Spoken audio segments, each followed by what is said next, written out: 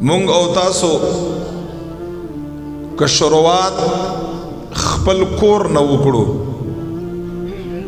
انسان په هغې باندې نظر وکړه چې زمونږ او ستاسو په کور کې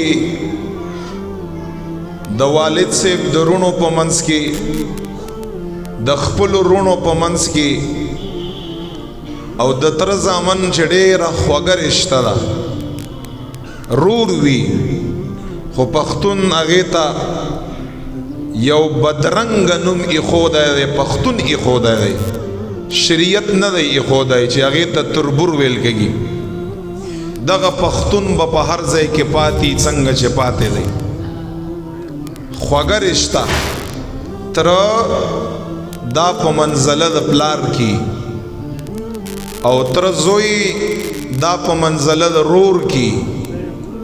هیڅ کله دغه بدرنګ نوم مونږ دغه پاکې رشتې دپاره نږدو چې دا تربور لفظ یاد شي نو خلک د هغې نه څوکه نفرت غوندې که خپل کور نه شروعات وکړه چې په تا کې څومره اتفاق او اتحاد دی بیا به هر محلې ته روزه ستا په محله کې د مسلمانانو مختلف کورونه دي مختلف قومونه دي په هغې کې څومره اتفاق او اتحاد دی بیا د محلې نه بهر خپل کلی مکمل کلی ته وګوره چې ستا په کلی کې څومره اتفاق او اتحاد دی د کلی نه بهر روزه خپل شهر او خار وګوره چې ستا په شهر او په خار کې څومره اتفاق او اتحاد دی او بیا د هغې نه روزه ټول ملک ته وګوره قومیت ته وګوره چې په هغې کې څومره اتفاق او اتحاد دی او بیا د هغې نه وروستو چې محبوب علیه الصلاة وسلام مونږ او ستاسو ټولې دنیا مسلمانانو ته د کومې کلمې رونه ویلي دي په حدیث کې چې تاسو د لا اله الا الله محمد رسول الله د دغې کلمې رونه یې نو تاسو بیا دغې کلمې ته راوځئ چې دغه کلمې نه لاندې زما او ستا کې څومره اتفاق او اتحاد دی زه نن په دغه تقریر کې نصیحت درته کوم دا دواړه لاسونه ما بار بار په هر جمعه باندې تاسو ته خواره کړي چې ډېرې معمولی خبرې دي ډېره مختصره زندگی ده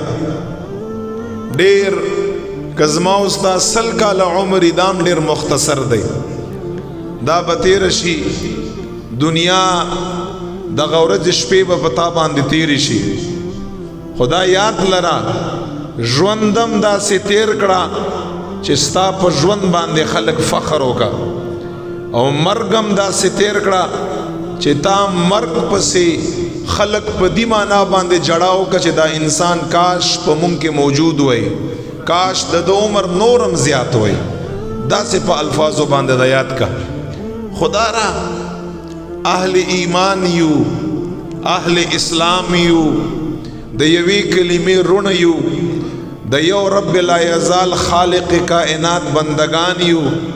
د یو محبوب علیه الصلاة والسلام امتیان یو د یو دین او د اسلام منون کیو د یو کتاب منون کیو دغه غیر خلق ما او پتا کې کامیاب دی پچا باندې کوم نوم ایښودی دی پچا باندې کوم نوم ایښودی دی او څوک یې په یو فرقه کې تقسیم کا څوک یې په بله فرقه کې تقسیم کا زه بار بار دا خبر ارته کومه چې خدا را د اتفاق کوشش کړئ هیڅ کله د اختلاف کوشش مه کړئ